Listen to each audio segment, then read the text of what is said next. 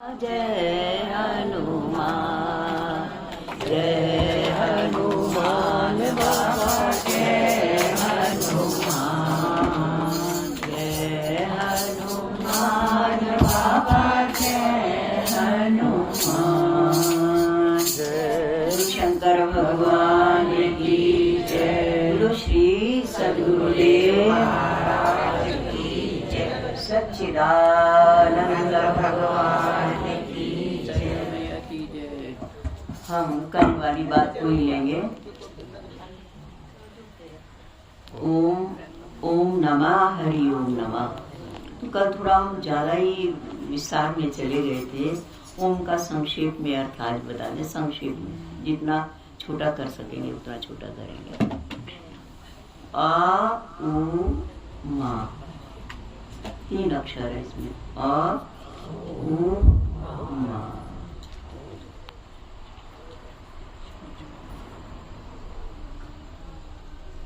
वर्तमान भूतकाल, वर्तमान काल और भविष्य, तीनों कालों के जो स्वामी हैं, जो त्रिकालदर्शी हैं, पहले क्या हो चुका, अब क्या हो रहा है और भविष्य में क्या होगा, सब कुछ जानने वाले हैं। उनको कहते हैं भगवान। तो ओम का एक अर्थ भगवान है। सृष्टि के आदि में ओम ही निकला।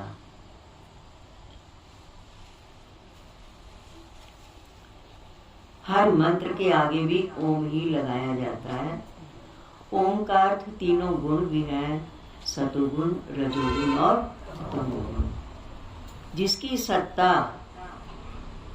चाहे हम सात्विक काम कर रहे हों, चाहे सात्विक काम में जैसे पाठ पूजा कहीं भी करें, घर में करें, मंदिर में करें, देवालय शिवालय में कहीं भी करें, और तब भी भगवान रहते हैं। रजोगुणी कार्य करें तब भी भगवान हमारे शामिल ही रहते हैं, हमारे साथ रहते हैं, ऐसा समझ लो। रजोगुण कार्यों को भी प्रभु देखते रहते हैं। और तमोगुणी कार्य जब होते हैं, सोना है या लड़ाई झगड़ा है, गाली गलौज है, किसी भी तरह का है, जो तीनों गुणों में शामिल रहें, सतोगुणी अवस्था में भी, रजोगुणी अवस्था में भी और तमोगुणी अवस्था में भी जो साथ रहें। और तुरीयातीत, वो किसी किसी भाग्यशाली को प्राप्त होती है तीनों गुणों से अतीत, त्रिगुणातीत अवस्था जिसको कहते हैं तुरीयावस्था। उस समय भी भगवान तो साथ रहते ही रहते हैं। उस समय संसार साथ नहीं रहता, माया साथ नहीं रहती, पर भगवान फिर भी साथ रहते हैं। अर्थात जो हर अवस्थाओं में साथ रहे, वो एक दिव्य शक्ति को ओम कह के पुकारा जाता है। और जो तीनों कालों में रहे, उसको तीनों कालों की हर क्रियाओं का निरीक्षण करे, उनको क्या कहा जाता है? ओम। उस शक्ति का नाम ओम है। मैंने जो तीनों कालों में, हर अवस्थाओं में व्यापक रूप से सबका निरीक्षण करते रहते हैं, अंग संग रहते हैं, सत्ता देते हैं, उसको क्या कहते हैं? ओम। ओम क्या है? अविनाशी है। ओम सत है, चिद है, ज्ञान में है, आनंदमय है। ओम सत है, चिद है और आनंदमय है और अद्वैत है। ओम अनेक नहीं है, एक ही है। ओम अर्थात परमात्मा।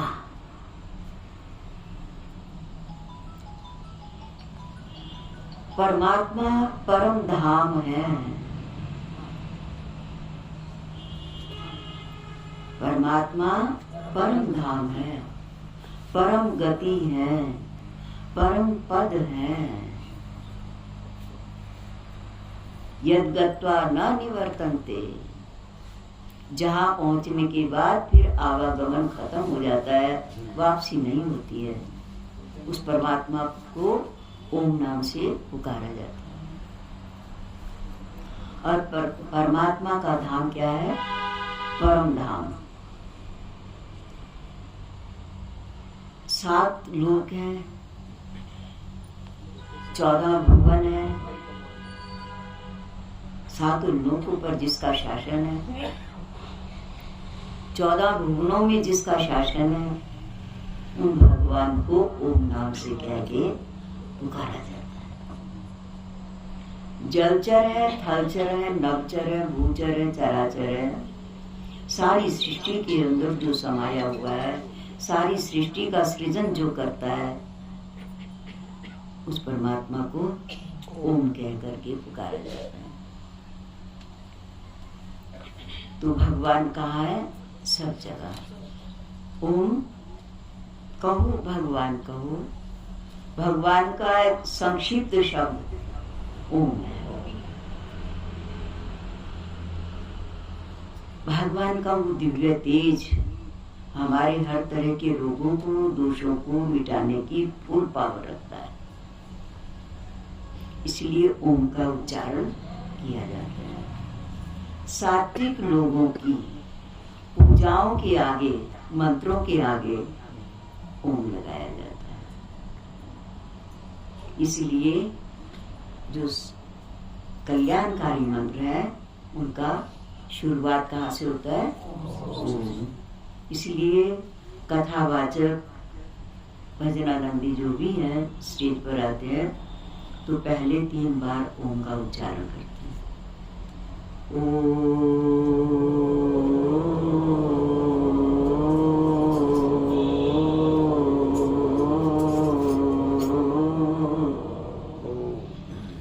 हरि ओम।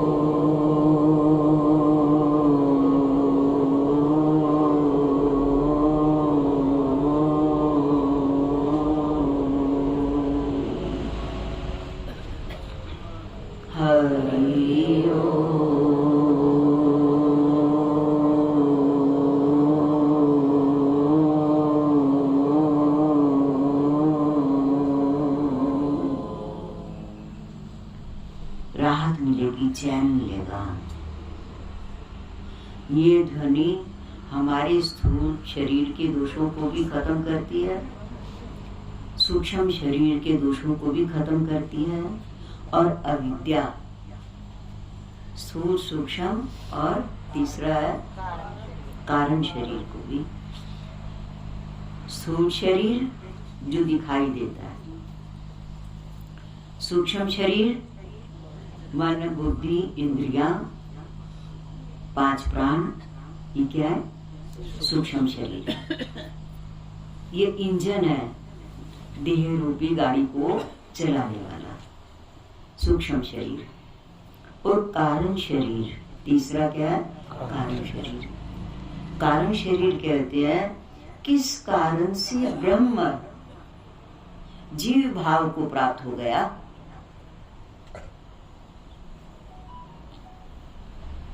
जन्म मरण के चक्कर में क्यों आ गया? जैसे अच्छा वाला घर का मालिक था और बाजार में चला गया, और बाजार का शाम होने पर जैसे बाजार बंद हो जाता है तो वो वहाँ की चकाचौंध को देख करके अपना घर जाना ही भूल गया, और उसी के जो कभी मिठाई की दुकान पर रुझा, और कभी वस्त्रों की दुकान पर रुझा, और कभी सुगंधित वस्तुओं की दुकानों पर रुझा, और उलझते उलझते भूल ही गया कि मेरा तो घर है, मुझे तो घर जाना चाहिए। बिना घर के भटक रहा हूँ मैं तो, और रात हो जाती, अंधेरा हो जाता है, और भटकते भटकते भटकता ही रह जाता है। ये स्थिति जीव की है। शब्द, स्पर्श, रूप, रस, गंध की मार्केट में हम लोग उलझे हुए हैं।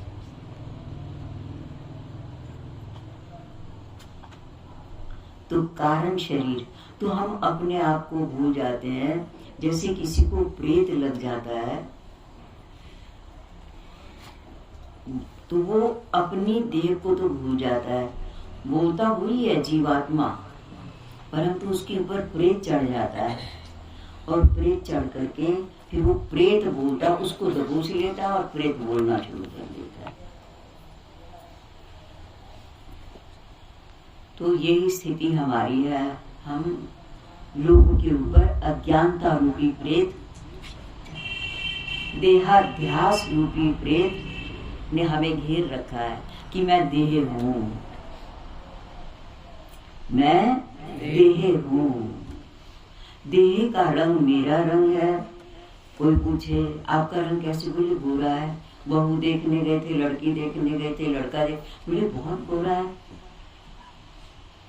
बहुत 6 फुट की ऊंचाई है, लंबाई है, अथवा श्याम वर्ण है, अथवा मोटा है, पतला है। ये सब आप किसको देख रहे? ये गुण किससे? आत्मा के या देह के? अच्छा, आप किससे मिलना, किससे चाहते हो? देह से या चेतन से? चेतन। यहाँ उलझ जाओगे क्योंकि कई बार हम लोग क्या करते हैं, देह की लंबाई, ऊंचाई, चौड़ाई, मोटाई वगैरह को तो देखकर रीझ जाते हैं और अंदर के गुणों को नहीं देखते। तो कारण शरीर, मैंने अपने आप को देह मानना, देह के गुणों में गुणों को ही अपने गुण मान लेना और देह के लिए ही सारा जीवन बिता देना। जीवन किसका बीत रहा? चेतन का।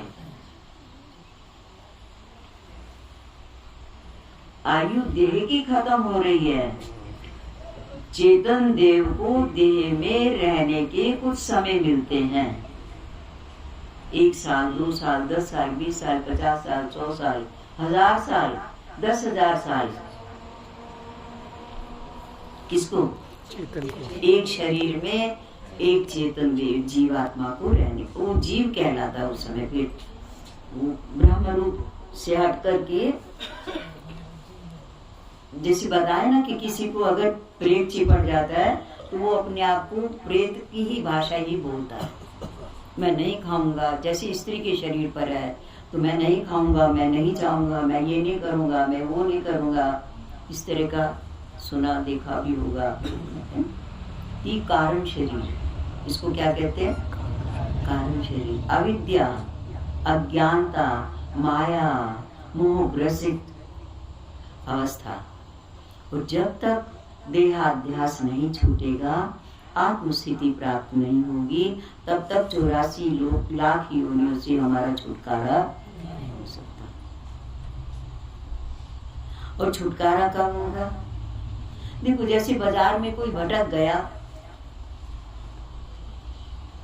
तो जब बाजार की चीजों से मोह हट जाएगा, उसका बाजार के लोगों से मोह हट जाएगा और उसको लगेगा कि अब अंधेरा होने जा रहा है, छोड़ो इनको, मैं अपने घर जाऊं, वहां विश्राम करूंगा, मुझे परिवार मिलेगा।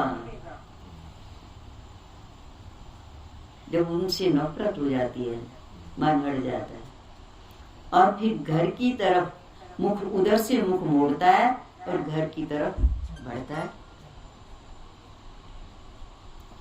तो भगवान की कृपा से वो घर में पहुंच जाता है और घर वालों से मिल लेता है और उसको चैन महसूस होता है,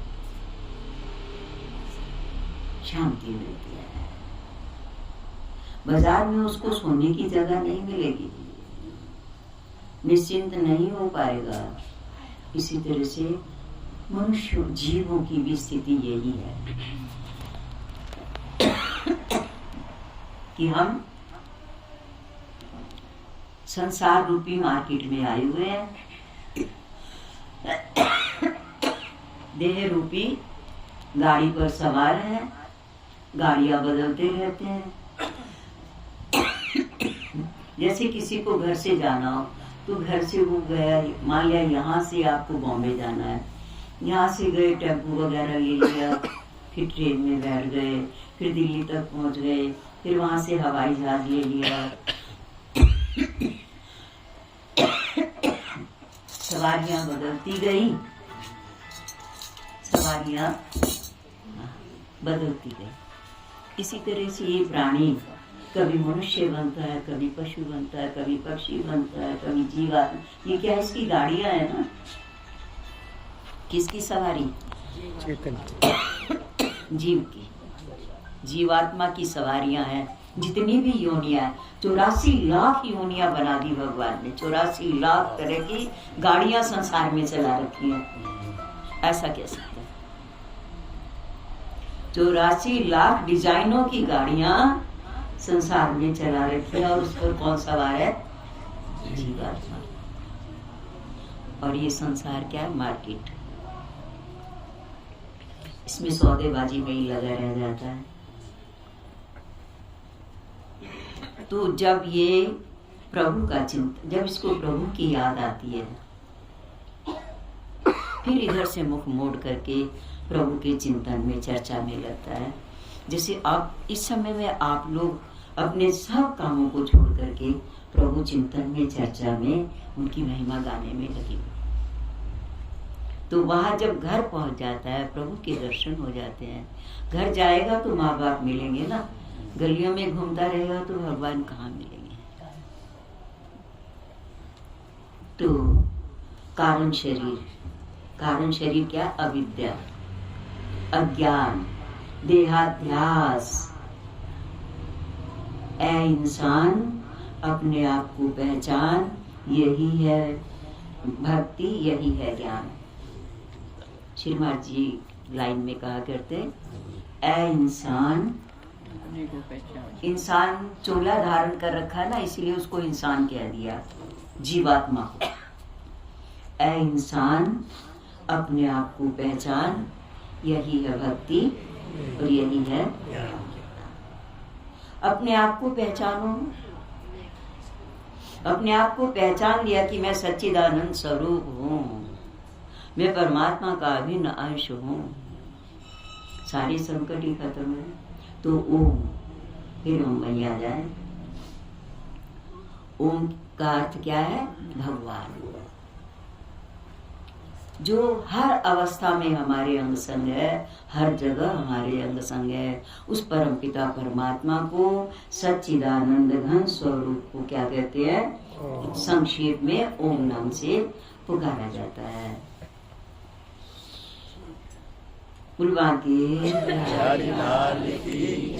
बाकी कल सुनाएंगे। बोलो सतगुरुदेव महाराज की जय। हरि का अर्थ कल बताना।